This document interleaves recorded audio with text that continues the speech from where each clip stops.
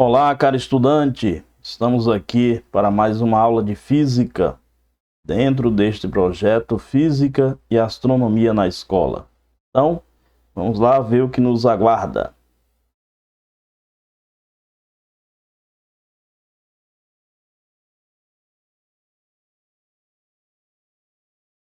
Aqui nas nossas aulas sempre vai aparecer os fundamentos da física.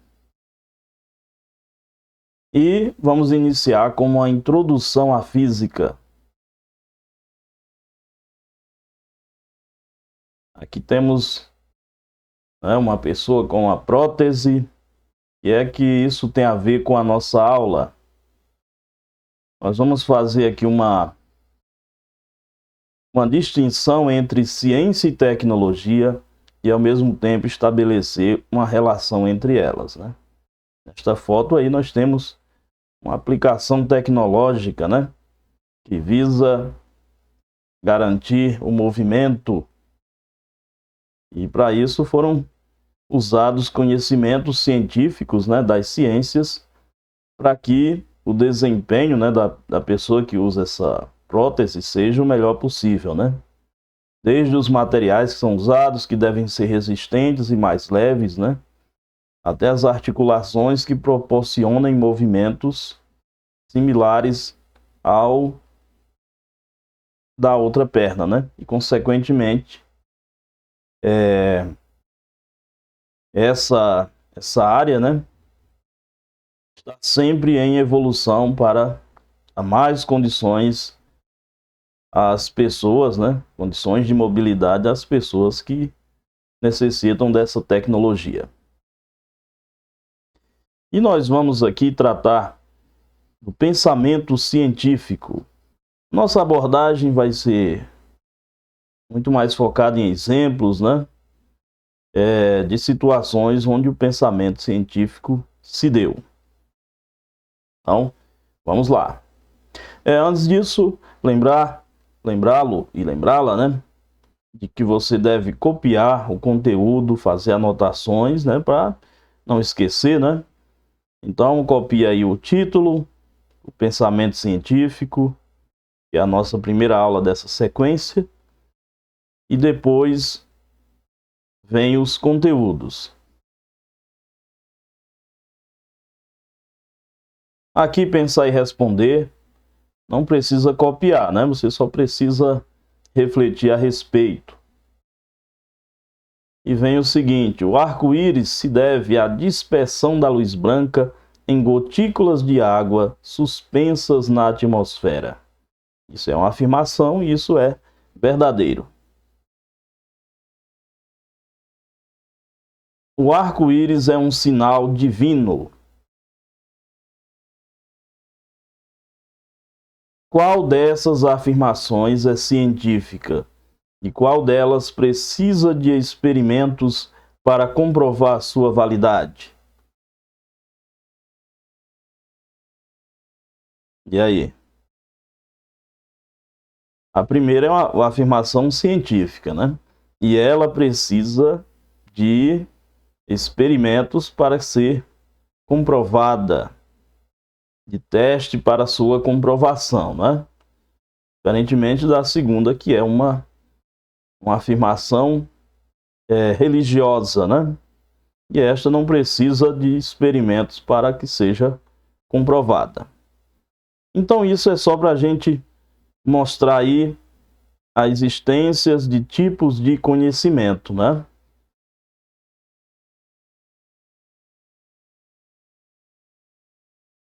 Os temas da aula. Aqui também não precisa copiar, porque você terá acesso a cada um deles a partir da próxima página. Aí sim você vai copiando, fazendo esquemas, aquilo que você achar mais interessante, né? Sempre pode dar pausa quando necessário para copiar o conteúdo. Quanto aos exemplos, né, se tiver, procure aí, né, abaixo da página um link com o arquivo onde estão os enunciados dos exemplos. Aí você copia apenas a resolução deles. Esperemos que onde você encontrar esse vídeo tenha o link abaixo com o arquivo, né, em PDF da lista de atividades. Então nós estudaremos as áreas da física, porque nós estamos adentrando a física, né? Então precisamos conhecer quais as suas áreas. Nós iremos estudar fenômenos com base na física. Então a gente precisa saber quais são as áreas em que a física se divide. Como eu falei antes, distinguir a ciência e a tecnologia e dar uma ênfase aí no pensamento científico, com exemplos, né, de um grande cientista que deu grandes contribuições para a física e também para a astronomia. Então, vamos lá. E já começamos com uma pergunta, né? Por que estudar física? Dentre tantas respostas que você poderia dar também, né? A física é importante pois permite compreender diversos fenômenos. Um fenômeno que aguça a nossa curiosidade. Aqui nós temos uma garrafa que eu vou ter que dizer, né, para que você tenha esse entendimento, né? Ela tinha água gelada dentro, ou estava gelada, e aí foi exposta ao meio externo, né? Estava numa geladeira, ou colocaram água gelada dentro, e ela ficou exposta em cima de uma mesa, por exemplo, ou seja, no meio externo, a geladeira, e com isso começou a suar, entre aspas. Então, por que isso ocorre? Alguns, né, saberão, outros não, mas o fato é que em algum momento a gente presenciou isso e se perguntou, né, por que isso ocorre. E isso se dá com outros tantos fenômenos que ocorrem à nossa volta e a gente está sempre se perguntando. Então, qual é a causa desse fenômeno, desse acontecimento, esse suar, né? Um suar de fora para de fora, né? Então, por que se dá isso?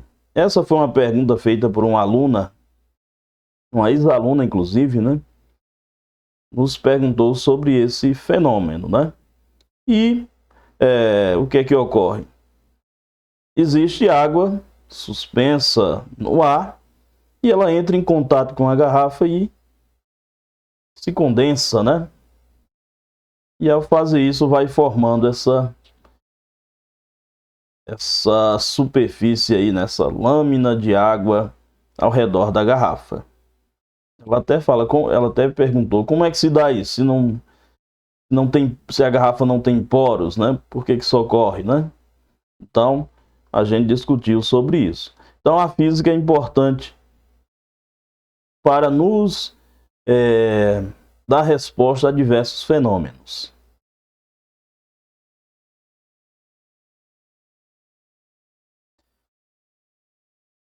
Bom, fizemos aquela pergunta, agora vamos então mostrar aqui as áreas da física. A física, do grego physis, natureza, é a base das outras ciências naturais. Então, as outras ciências naturais vêm beber na fonte dos conhecimentos da física, né, para ampliar o seu entendimento dos demais fenômenos naturais. Então, começando aqui no centro com a física, que nós vamos ter a mecânica, tradicionalmente estudada primeiro do que as outras áreas, né? Tradicionalmente. Então, a mecânica ela se dedica ao estudo do movimento e ao equilíbrio dos corpos. Depois vem a termologia, que estuda os fenômenos relacionados ao calor e à temperatura.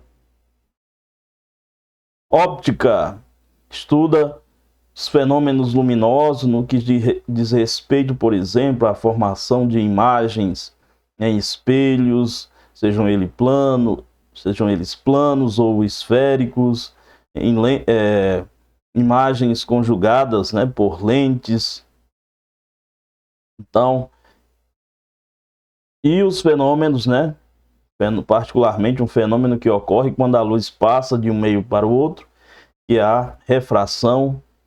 Então, a óptica se dedica a esses estudos, entre outros. Ondulatória, o nome já diz tudo aí, ondas, né?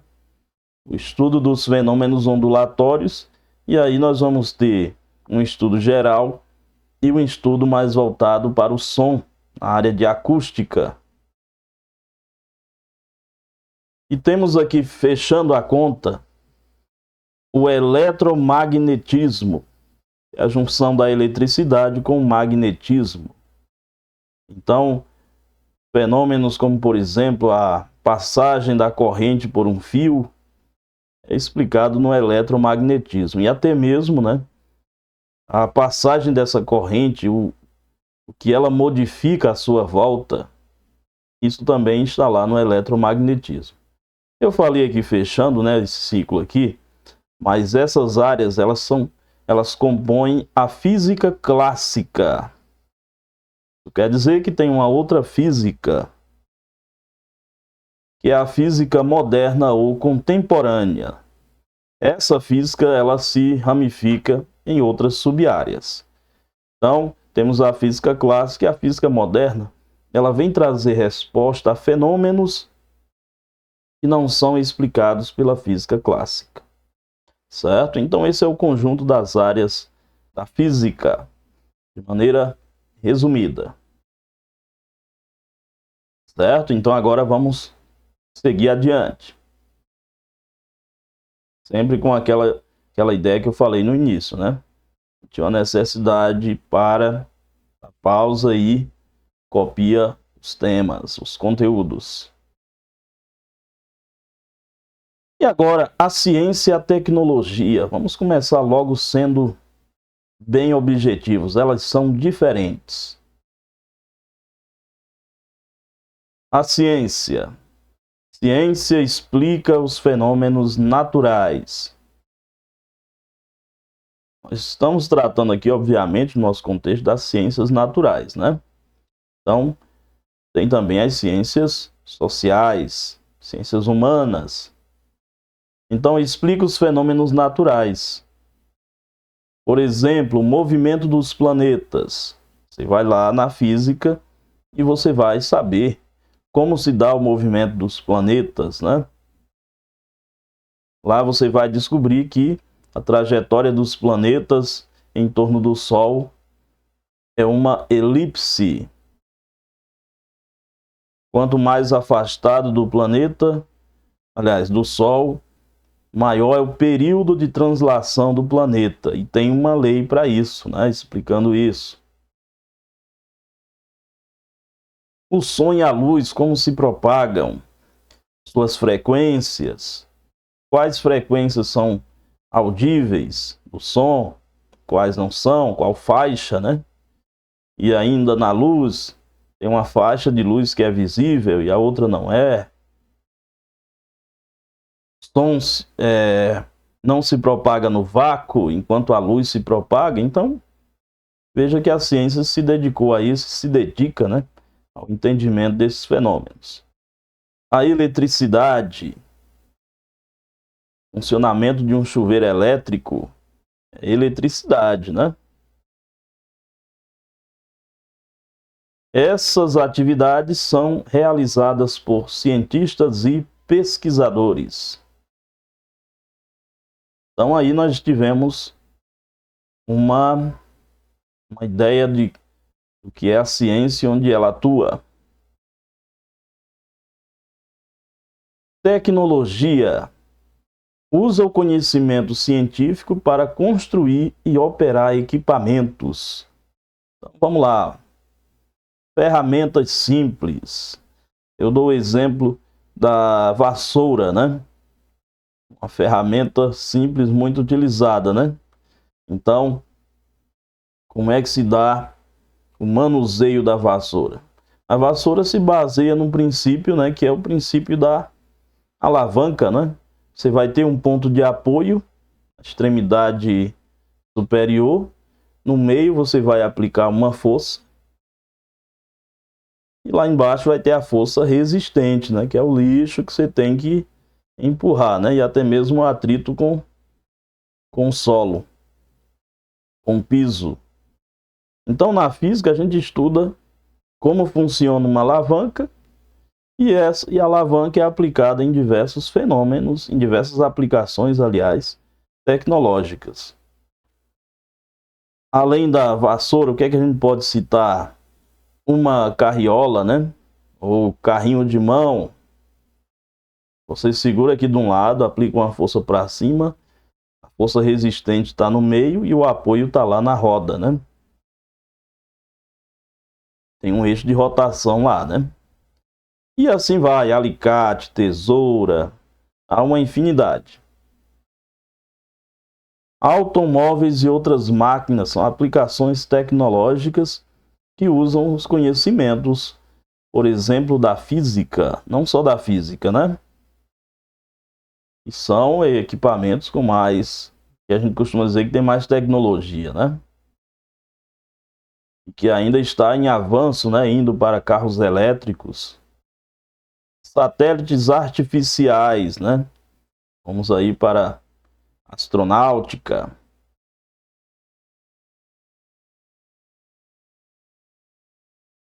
E essas atividades são realizadas por engenheiros e técnicos.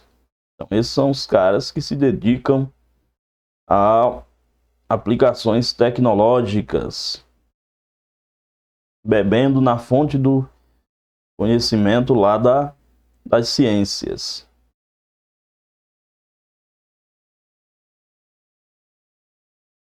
Vamos então aqui ao exemplo 1, né? Procure entre os objetos do seu próprio uso, utilizados na sua casa, aqueles que constituem aplicações tecnológicas de cada um dos ramos da física a seguir: mecânica, termologia, óptica, ondulatória e eletromagnetismo. Ficou de fora a física moderna aí, né? Então vamos lidar com a física clássica. Só fazendo uma observação aqui, né? Essa distinção entre ciência e tecnologia, a gente julgou muito importante porque a gente vê hoje, por exemplo, no Exame Nacional do Ensino Médio, há essa junção, né? Ciências da natureza e suas tecnologias.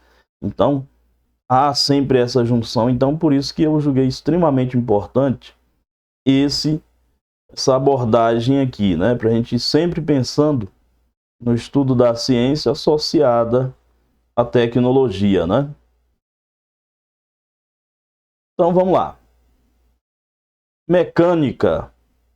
Então, um equipamento que na sua casa se baseia na mecânica. Você vai lembrar de uma infinidade, né? Então, como eu tive que escolher um, então, vamos de engenhoca, usada para moer cana e obter aquela garapa doce, saborosa, né? Então aí nós temos um equipamento que é genuinamente funcionando aí com base na mecânica, né?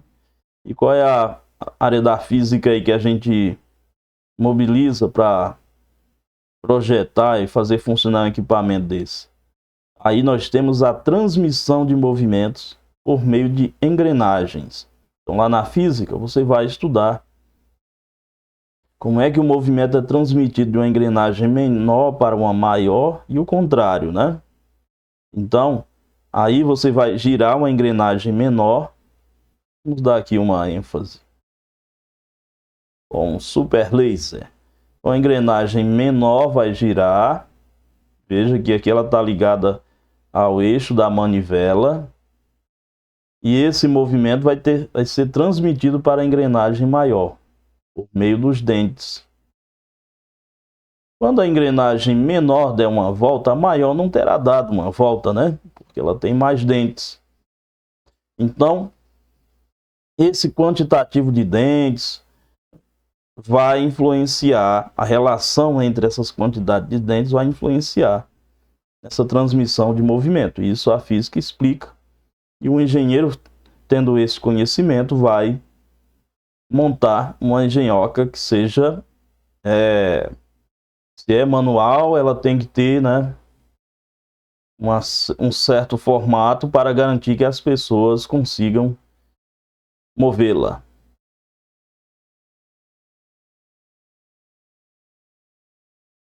Termologia. Um exemplo aqui bem objetivo é o termômetro. E aí a gente tem um termômetro em duas escalas, que é a escala Celsius e a Fahrenheit. Mas pensando aqui no fenômeno físico envolvido, né? Quando se vai construir um termômetro, o que é que o engenheiro, o técnico tem que saber? Ele tem que saber que os corpos, quando aquecido, sofrem um processo chamado de dilatação, que é o aumento das suas dimensões. Aqui um líquido vai ser aquecido e vai se dilatar e vai se mover dentro de um tubo muito fino, chamado tubo capilar. Então, ele sobe por esse tubo, né? Quanto maior for a altura, maior é a temperatura. Isso é estudado pela física. E aí, esse fenômeno é adotado aqui para saber a temperatura, na escala que for desejada. Óptica. Um exemplo muito comum no nosso dia a dia é o óculo, ou se forem dois, né? Os óculos 2. Então, a formação das imagens, né? O tipo de lente envolvido é estudado pela física e isso vai ser aplicado no defeito da visão que o paciente tiver, né? Se for miopia, por exemplo, vai usar uma lente divergente. Então, esse conhecimento é aplicado para construir a lente desejada. Ondulatória. Vamos direto aqui a um equipamento que vai proporcionar, né, a audição de sons, então, sons musicais, por exemplo. E aí nós temos o fone de ouvido, que vai usar princípios da ondulatória para o seu funcionamento. E o eletromagnetismo? Nós vamos ter aí o chuveiro elétrico. O nome já diz tudo, né? Então, qual é a ideia aí? Quando se vai construir um chuveiro elétrico, usa-se um fio. E esse fio, ele vai ser ligados em pontos diferentes de acordo com a temperatura que você quer, né? Você quer uma água morna, o comprimento do fio vai ser maior. Eu digo o comprimento por onde a corrente elétrica vai passar, ele vai ser maior do que quando a água estiver quente. Então veja que o maior comprimento vai proporcionar uma menor corrente elétrica passando por ele e, por sua vez, um menor aquecimento. Então, esses conhecimentos estão na física e são estudados lá no eletromagnetismo. Especificamente numa área chamada eletricidade, né? Nós vamos ter a eletricidade e o magnetismo. Feito isso, vamos agora para o pensamento científico e dando um exemplo de um sábio, né? De nome Galileu Galilei, quem nunca ouviu falar, né? Nasceu em 1564 e faleceu em 1642. Foi um astrônomo, matemático, físico, italiano. Eis aí uma pintura do pensador, né? Do cientista. Então vamos falar aqui de uma das atuações dele. que foi o desenvolvimento de uma luneta para observações astronômicas. Então, lá naquela época, ele ficou sabendo que um holandês construía lunetas e então ele aperfeiçoou essa descoberta para chegar a uma luneta que pudesse observar planetas, pudesse observar a Lua. Então, eis aí a luneta que ele projetou. E como é que começou essa história, né? Ele observou o planeta Júpiter por várias noites. Além da observação das crateras e montanhas da Lua, né, que foram retratadas por ele, ele também observou Júpiter. Aqui está um desenho, né, uma pintura representando esse momento. E ele começa a observar em 7 de janeiro de 1610. Aqui nós estamos fazendo uso do software livre Stellarium. Você pode baixar no seu celular ou computador. E retratando aqui a noite de 7 de janeiro de 1610, na Itália. Então ele observa lá, vou destacar aqui, do lado leste, está vendo a Lua e mais acima Júpiter. Ele pode até ter transitado aqui entre eles, né?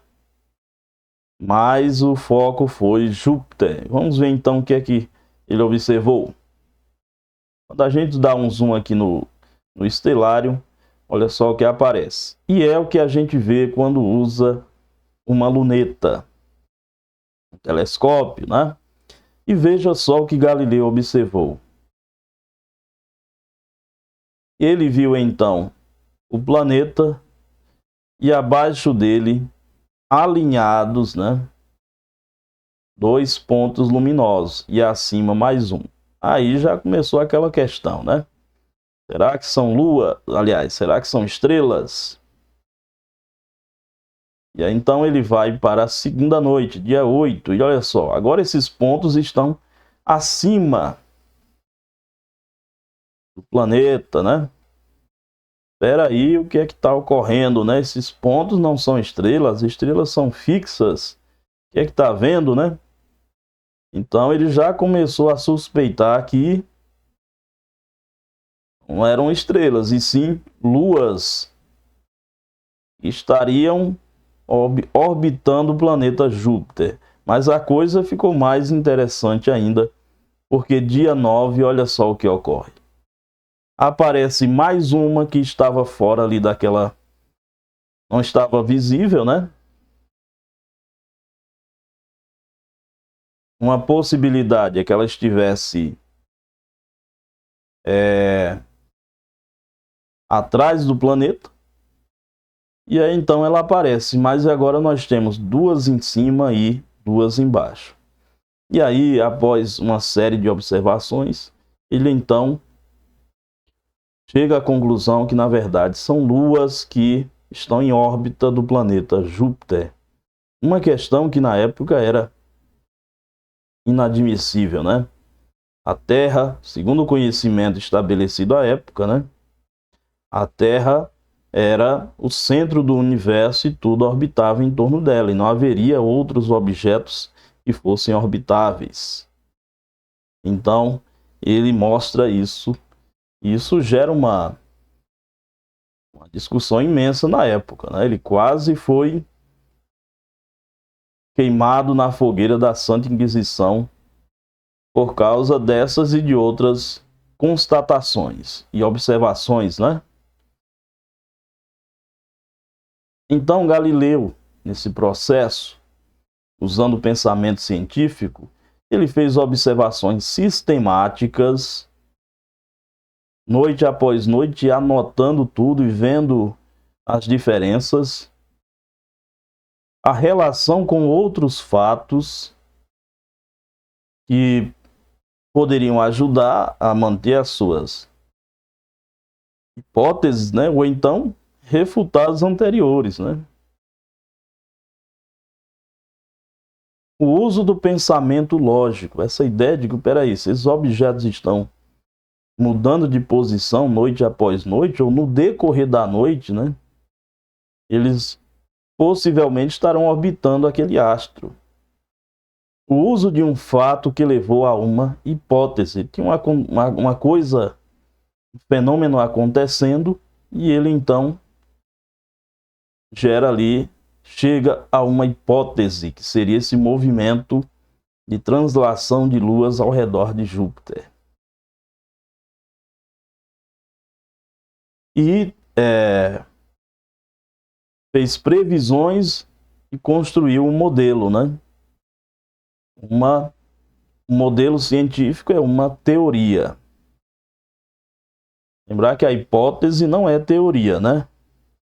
Mas um modelo científico que explica conjunto de fenômenos é uma teoria. Então agora, vamos seguir aqui adiante com o segundo exemplo. Vamos fazer uma observação, né? Observar as posições dos planetas Vênus, Terra e Júpiter no dia 17 de fevereiro de 2023. Nós vamos fazer essa observação aqui através de um site que, eis aqui o endereço dele, né? Que permite que a gente possa ver, assim como o software Stellarium, a gente possa observar o céu no momento atual, no passado ou no futuro. Aqui nós estamos voltando ao passado, dia 17 de fevereiro de 2023.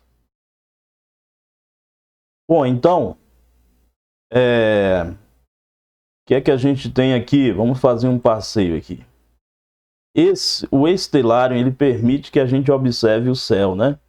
Perspectiva aqui da Terra. Pode ir até para outros planetas, né? Mas esse site aqui, ele permite que você tenha uma visão como se estivesse de fora do sistema solar, né? E aí você vê a posição da Lua, se comparada com a de Vênus, de Mercúrio e de Júpiter em torno do Sol.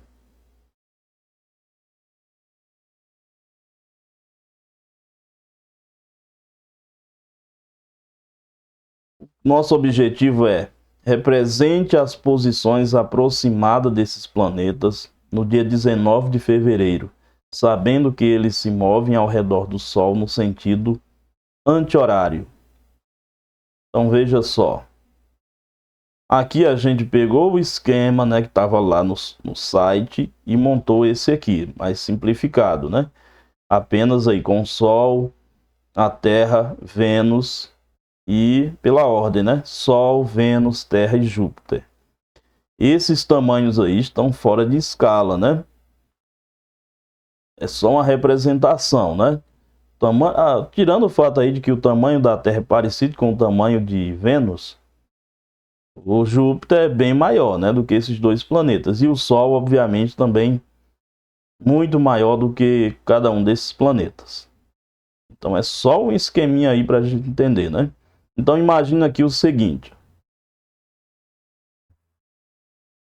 Você está no fim da tarde, sobre essa linha aqui, ó, bem desse lado aqui, né?